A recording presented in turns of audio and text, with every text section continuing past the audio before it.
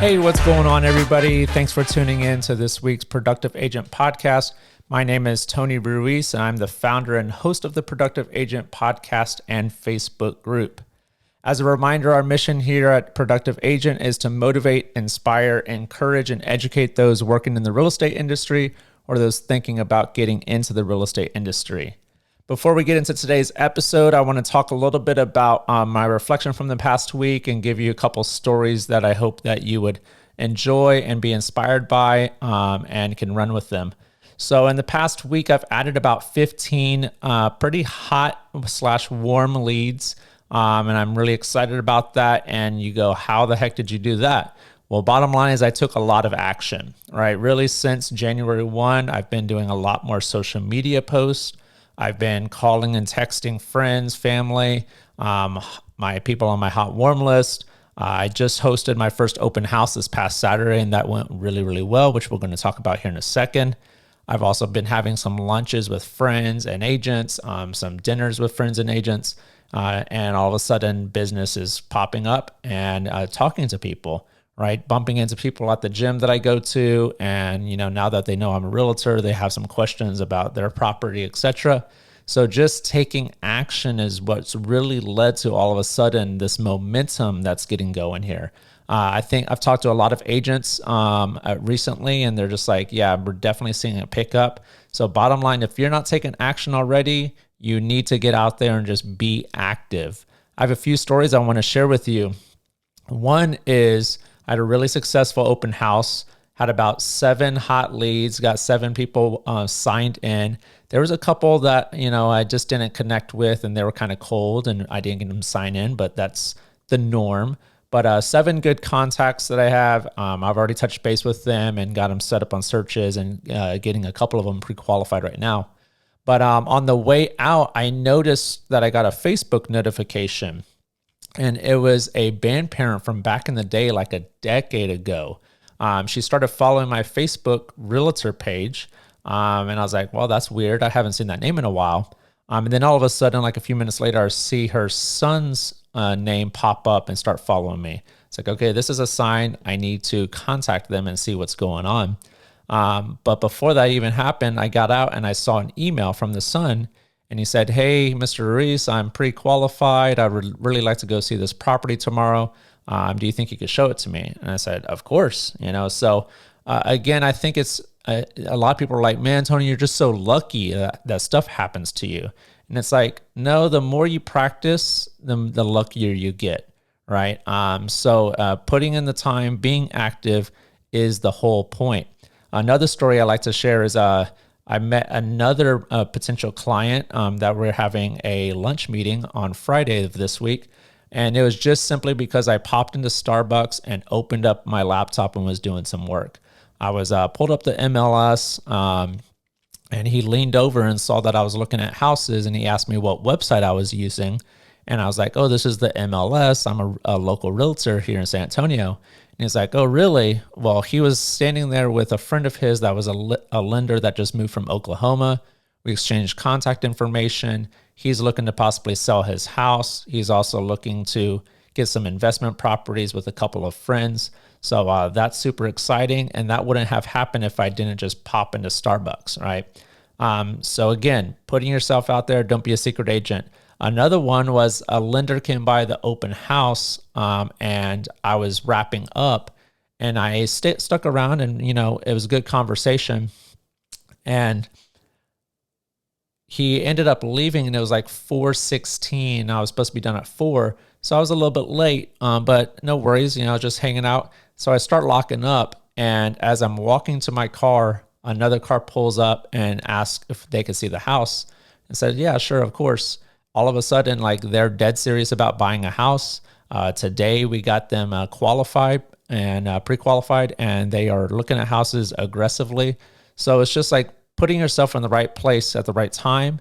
And it all starts with just taking action and being out in public, and those opportunities kind of fall into your lap. So let's get into the episode. We got a lot to cover, and I'll do it pretty quickly. This episode is entitled Why You Should Be Doing Open Houses and 8 Steps on How to Host Them. I do want to tell you this, that if you join the Productive Agent Facebook group, this week's training will go more in depth on all the things I'm going to talk about in this episode. I highly encourage you to join the group so that you can get the Zoom link to attend the Zoom on Thursday at 2 p.m. Central Standard Time.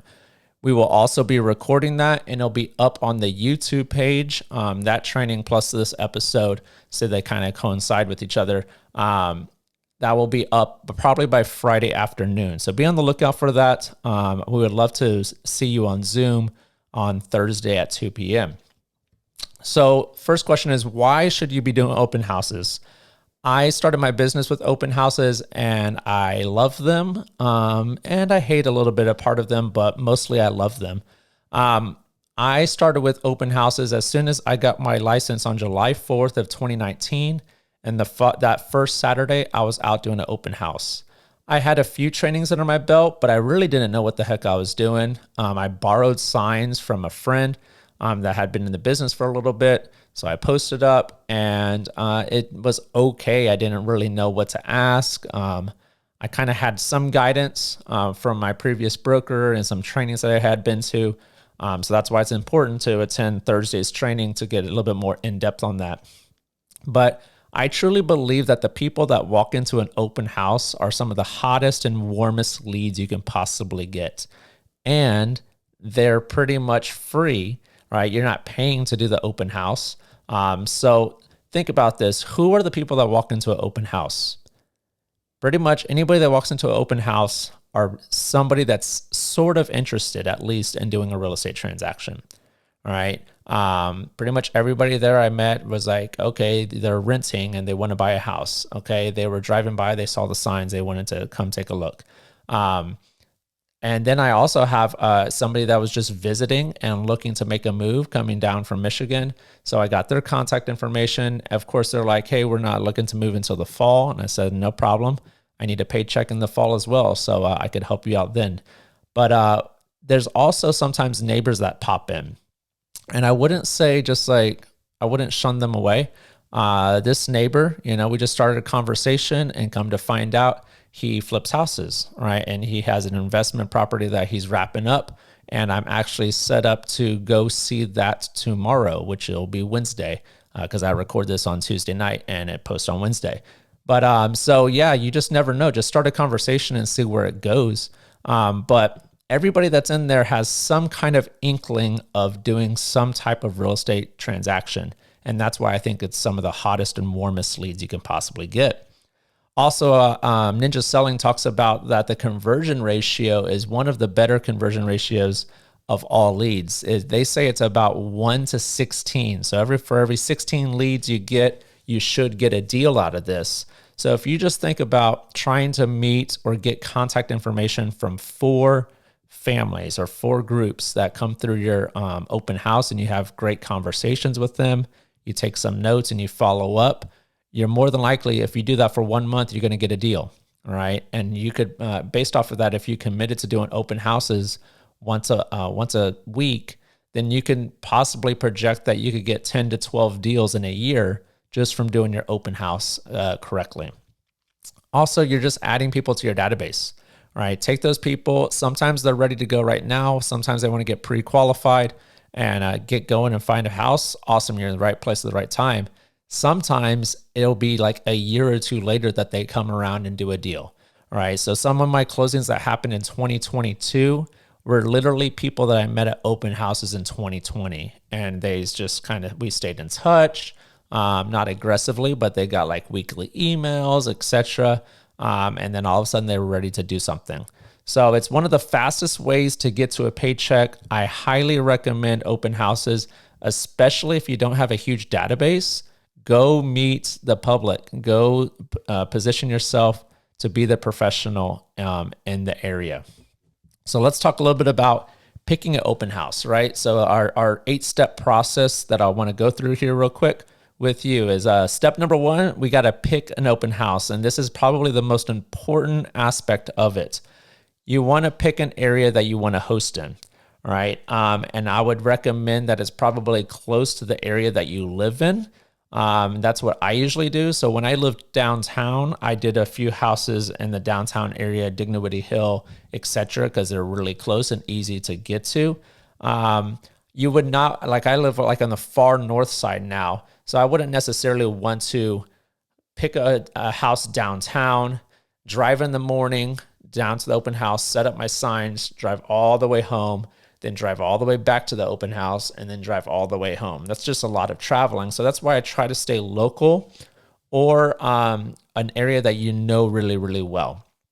An area that has busy streets with a good amount of traffic. So for all of my San Antonio people, a lot of my open houses when I first started is the Churchill area, because I was familiar with that because that's where I taught. Blanco Road goes up and down the Churchill area, and it's a pretty heavy traffic area. So I would post up 4 to 6 signs on Blanco Road to get everybody's attention and to drive traffic to the open house. Another thing you want to consider is the area that you're hosting. What is the price point of those houses? When I first started, I had a great mentor in Alan Grulick, and he was like, yeah, you want to stay between like 250 to 350 price point for 2 reasons. Number one, that's kind of a price point of a first-time home buyer, right? And more than likely, they don't have an agent yet. All right, so that was kind of a good key. And also, if somebody's looking in that price point, they probably have some pretty good financial backing, and they probably can get pre-qualified, and their credit probably is okay.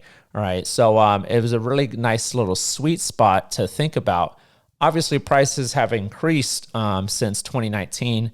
So I would say kind of like 250 to 400 is kind of the sweet spot that I want to be in. I just did one that was 479.9. It turned out to be a great turnout. That's kind of the average in the Stone Oak area that I was hosting in. So those are several things that you want to think about. Do you know the area? Is there good traffic that's going through the area? What's the price point that you want to be selling in as you pick that area? Step 2, once you know the area, is location, location, location, right? So close to an entrance of a neighborhood and easy to get to. So you don't want to pick an open house that's like buried in the back of the neighborhood and you have to take 10 turns just to get to the house. They'll never come through, right? You want a fast, easy to get to, driving that traffic there. So when you find that, I will literally pull up the MLS, I'll pull up all of the new listings, and I'll pull up the map, and I'll click through each listing and see, is this house close to a main street, like Blanco Road, like Evans Road, like different roads like that are like pretty heavy traffic. If it's not close to one of those, I don't even consider it. I don't even look at the pictures. I don't look at the price point. I don't look how new of a listing it is. If it's not close to a main street with heavy traffic, medium to heavy traffic, it doesn't even qualify for me, all right? So that is super important in my opinion. Once I find that street and pick that, I'm going to put 4 to 6 signs on there. So there's 2-way traffic going through, right? And if we're turning right, you're going to want to make sure that you have at least 2, maybe even 3 signs before that right turn. So you kind of just backtrack and go, okay, we need to warn them that open house is coming up, and then the next turn. And then I'll literally go diagonally across the street for the other traffic pattern, and I'll do the same thing over there. So there's 2 or 3 signs that are leading up to the intersection to warn them to turn where they need to go. So that's super important. Sometimes you see like just 1 sign, maybe 2 signs. And let's talk about signage. You want to get like the big red and white signs. Mine are not plastered with my information. They're just clear as day, and you can see them for far away. It says open house. You can't miss it, right? So you see all these little signs. You're like, what the heck does that sign say? I can't even read it until like I've already passed it. All right, so you want to get the biggest red and white sign that says big open house. And then at the bottom, I just put like a piece of paper taped on there that says Saturday 1 to 4 p.m. I don't put the address. I just have the directional arrows. Some people say that that's wrong, but it's worked for me, and that's kind of how I like to do it. Look at the location. It doesn't matter how nice the property is. I'm just looking at location. And then I kind of create that might be a good option. So I kind of check them off and I create a list. Again, I'll go over this in detail and show you exactly what that looks like on Thursday's training in the Productive Agents Facebook group. Don't host an open house in the back of the neighborhood and expect good traffic because it's hard to get to.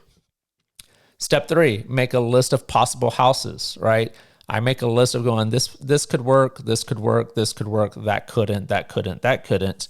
And then all of a sudden I have a list of, let's just say 5 houses that I think could possibly work. Well, then I just call the agent, right? It's a pretty simple phone call. If they don't answer, I don't leave a voicemail. I immediately text them with the same message. And the message sounds like this. Hey, Bob, this is Tony Ruiz with eXp Realty. I was noticing your listing on 123 Main Street, and I was interested in hosting an open house this Saturday from 1 to 4. Do you think you and your clients would be open to that?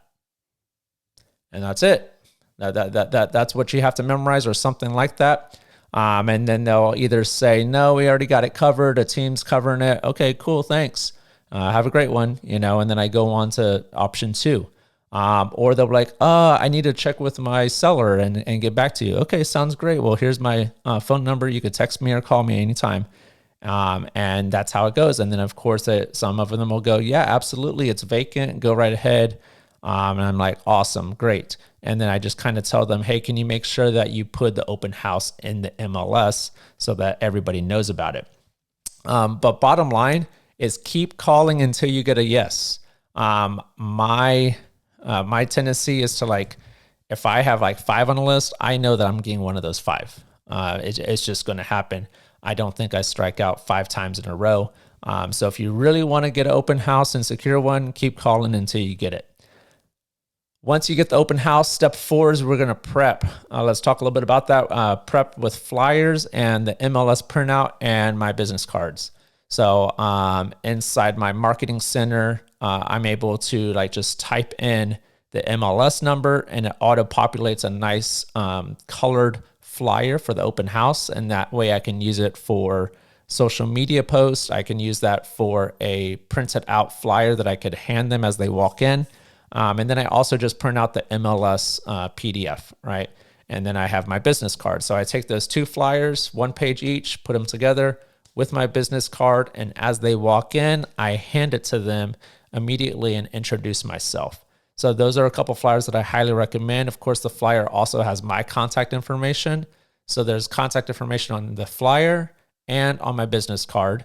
And then, of course, you're prepping your signs. So sometimes if they're not printed out, I'll print out the SAT 1 to 4 p.m., right? Saturday, 1 to 4 p.m. And I'll make sure that they look nice and clean and tape them on there so that they're prepped, ready to go.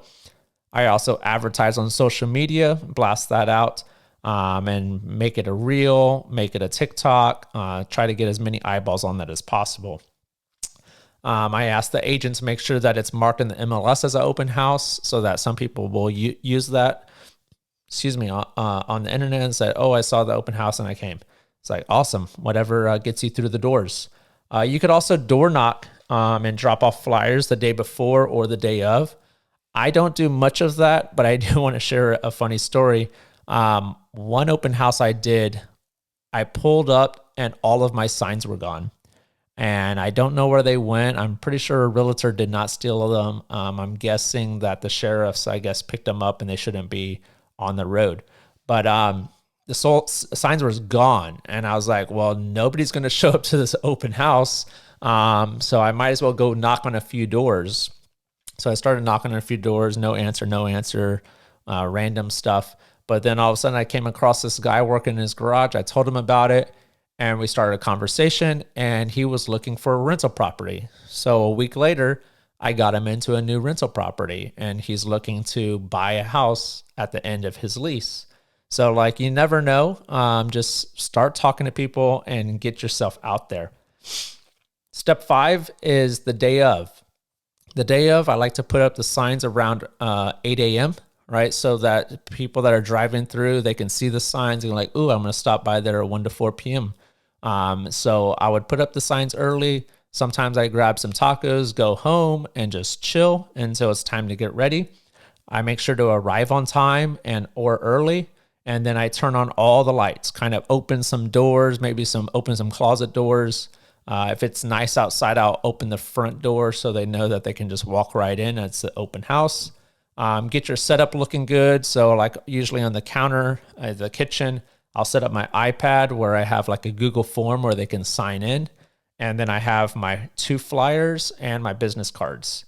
I also turn on some background music, and I usually just play that through my computer, or sometimes through my phone. I'll go to Spotify, and there's several different open house playlists that you can choose from, and they're pretty good. Pretty good jams. Also, they're fairly appropriate, so it kind of just creates a good mood and environment instead of it just being silent the whole time. Highly recommend it. Step 6 is the interaction. This is probably the most important thing. You've prepped, you're driving traffic to your open house, but how do you handle them once they get in? Very, very important, and you will mess up, but you'll learn from it and you'll get better in time. The open house I just did, like sometimes I'm like, wow, I'm getting a lot better at this. I know what to ask and how to interact way better than when I first started in 2019. But first thing is I have the flyers and I'm getting ready to hand it to them, but I greet them and I give my name, all right? I say, hey, how's it going? I'm Tony, all right? And they always respond with, oh, I'm Sue and this is Bob, so give your name to get a name, all right? And then try to do your best, obviously, to remember their name. That's definitely impactful. I give them the flyers with the contact info. I ask them, hey, what brings you in today? Are you currently renting or are you looking to move? Well, that simple question right there kind of tells us their motive, right? Are they renters and they're looking to buy for the first time or buy again? Or do they also need to sell a house, right? So ding, ding, ding. Oh, we're looking to move. Awesome. That's 2 deals that we're talking about here if we can work this right. Ask questions and listen. That's super important. Take mental notes. All right, remember that and then jot them down when they leave. Tell them a little bit about the house. All right, this house is just under 4,000 square feet. It's a 5-bed, 3.5 bath, plus a bonus room upstairs. There's 3 private balconies in the back, great view, et cetera, et cetera. Take a look around. Let me know if you have any questions. You don't want to stalk them and follow them everywhere they go. Give them a little bit of freedom, but be present to where you can be right there if they have any questions. Start asking them, hey, what are y'all looking for in the house? So you can kind of start figuring out their pain points, what they really want, their pleasure points. Tell them about the comps in the area and how this house compares. Is it priced well? Is it high? Is it low? Listen to their answers because your next question is buried within those answers. Right. So I was asking one of the ladies about her husband and they're like, oh yeah, he's in the military. And I was like, oh, great. Awesome. So y'all moved here. Okay. Very cool. Where'd y'all come from? What branch does he serve in? Oh, he's in the Army. Okay. So it's just like little mental notes that make a good, strong connection and build that rapport. So listen carefully and find your question within the answer. Of course, ask them as they're wrapping up, what did you like? What did you not like? So that you can start thinking about as you're looking at different inventory, oh, this is something that they might be interested in. Take interest in them and don't vomit all over them about the house, right? Get to know them and figure out how you can help them is the most important thing. Step number 7 is getting them to sign in and follow up. Obviously, just straight up ask them, hey, could you sign in, please? Sometimes it's like, hey, we're just trying to keep track of who's come in and out of the house. It's a safety issue. Most people will do that. Tell them maybe you could hook them hey, I got other properties in this area. I'll send them to you right now. I just need a quick little email right here. That works pretty well. Another one that I've used is putting up a little Starbucks gift card and hey, could you please sign in? You'll be entered in this giveaway, this drawing for the Starbucks gift card at the end of the day. So all of those little techniques, don't be afraid to ask them to sign in. And sometimes just say, yeah, we just want to make sure that we know who's coming in and out of the house. That tends to work pretty well. Once they leave, jot down any notes about them. Like, okay, that was Bob and Sue, and they are a teacher, and he's military. They're renters. They're whatever it is that will kind of jog your memory when the time comes. That's super important. Afterwards, that same day when I'm wrapping up and get home, I will send them a thank you, nice to meet you text message the same day. And then usually on Monday, I give them like Sunday off. Monday, I'll call or text them, and asking them what they're looking for in a house. And if I didn't get that information already, just be like, hey, I want to send you some other properties to look at and compare. But I don't want to just send random houses to you. What's the price point you want to be in? How many beds are a minimum? How many baths are a minimum? Just some basic information to start sending them some properties. Definitely add them to your database, add them to your weekly email, try to add them to social media if you can find them. And then Neil Mathwig talks about doing matchmaking, which is pretty much going into the searches that you have them set up on and picking out 2 or 3 houses that you think fit the criteria that they gave you. And then just say, hey, I just saw this house, made me think about you. I think it's exactly what you're looking for. Give me a call when you have a second.